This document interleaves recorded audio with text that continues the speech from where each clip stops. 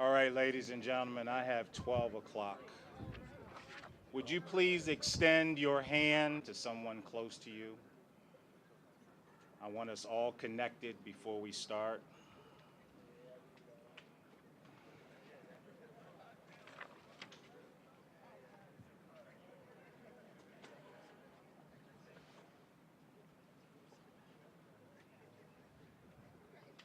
As our hearts and minds prepare for what it is we're about to partake in, I want everyone connected.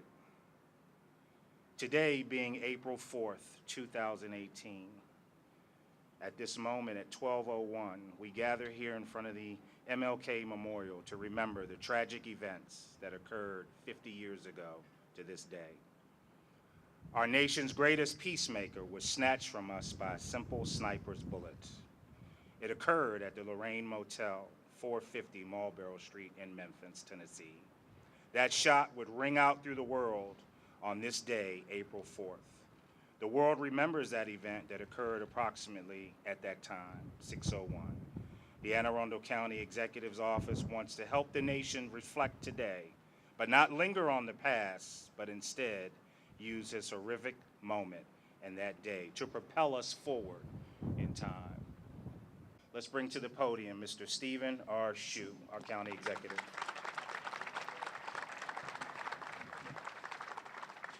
Thanks, appreciate it. Good afternoon, everyone. Thank you for being here on this beautiful day so far. I'm humbled to be here this afternoon to honor the life, legacy, and sacrifice of a great American, Dr. Martin Luther King, Jr. 50 years ago today, our nation lost an icon, a man who always appealed to the better angels of our nature, taken from us violently and without warning, a man whose name appears beside those of Lincoln, Washington, and Obama in our nation's long march toward liberty and equality. He died like so many other great leaders in the history of our nation before his time. For some, today may be a day to remember how Dr. King died, but let us never forget how he lived.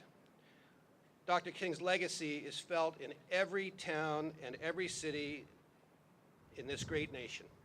Today's event is a reflection of Dr. King's dream. People of different races, ethnicities, and backgrounds coming together to remember his sacrifice and to recommit to his grand vision. I believe Dr. King is looking approvingly on all of us at this very moment from the special place that God created for him in heaven. Thank you, and God bless you and your families.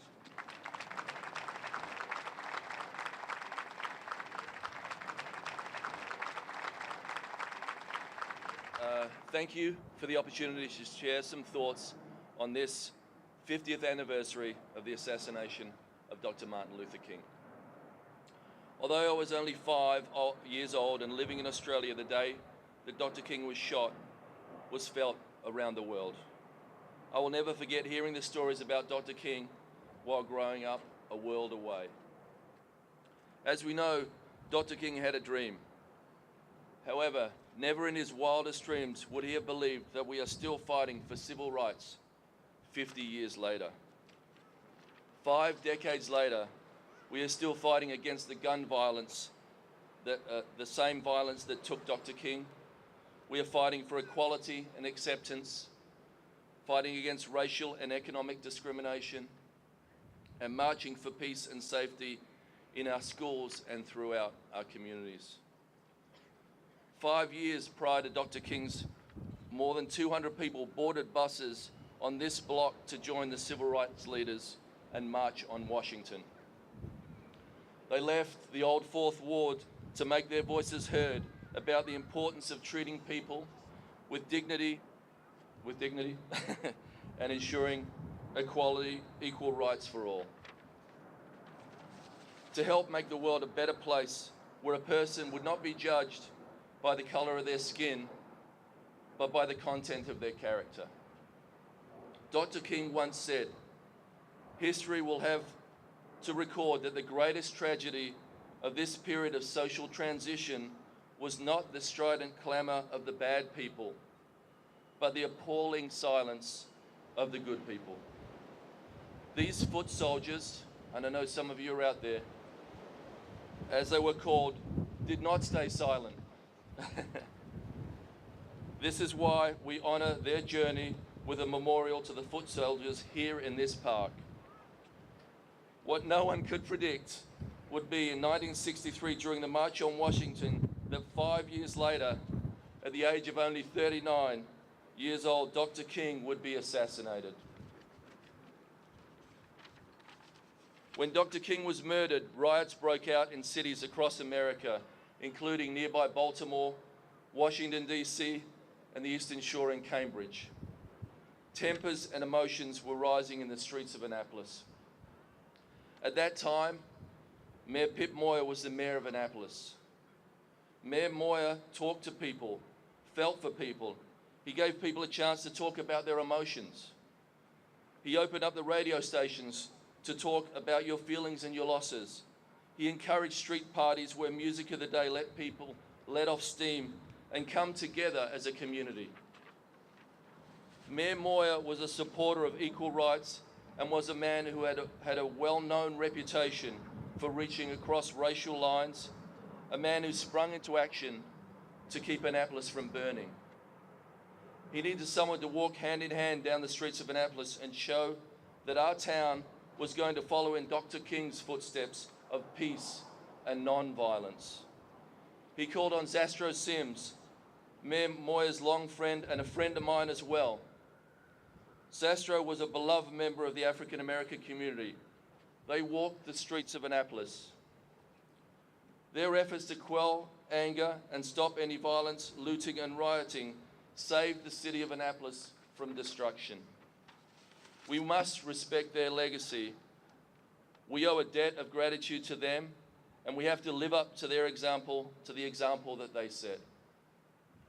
The stories of Dr. King, Pip and Zastro inspire me today, especially now that I'm mayor. 50 years ago, in my wildest dreams as a 5-year-old growing up with a single mum, my grandma and my auntie in Perth, Australia, did I ever dream I would become the mayor of Annapolis and follow in the footsteps of Mayor Pip Moyer. Never did I imagine I would be giving a speech about Dr. King and honouring his legacy on the 50th anniversary of his death. Despite the assassin's attempt of quieting Dr. King's voice, the words of Dr. King still inspire me and all of us. His legacy guides me as a mayor to seek a more just and equal world for everyone. For the past couple of decades, it seems we have been quieter. We lost our voice in our fight against nuclear disarmament, against famine, against social injustice, whatever the cause. But the past few weeks I've been inspired by the millions of students who I believe are changing the course of history. 10 days ago, the biggest crowd the city has ever seen marched down our streets of Annapolis, calling for the end to gun violence. I hope that today everyone takes a moment to reflect on the vision of Dr. King. I ask you to think of ways that you too can shine a light on the values of a diverse community. There are simple ways you can do this. Speak up and make your voices heard. Be kind to a stranger and maybe even walk through a neighborhood unfamiliar to you and introduce yourself. Talk to your family and friends about ways we can help one another. Get involved in a community organization at your local school and help strengthen our community.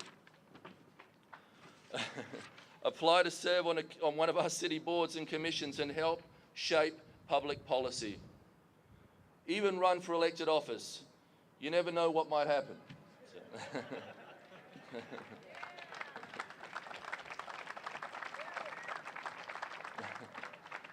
As Dr. King once said, if you can't fly, then run. If you can't run, then walk. If you can't walk, then crawl. But whatever you do, you have to keep moving forward. I urge you to follow the lead of our kids. Keep marching, keep walking out, keep protesting until change happens. Dr.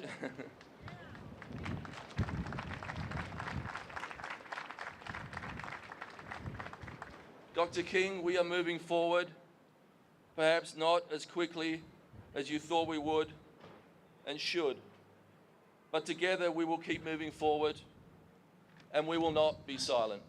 Thank you.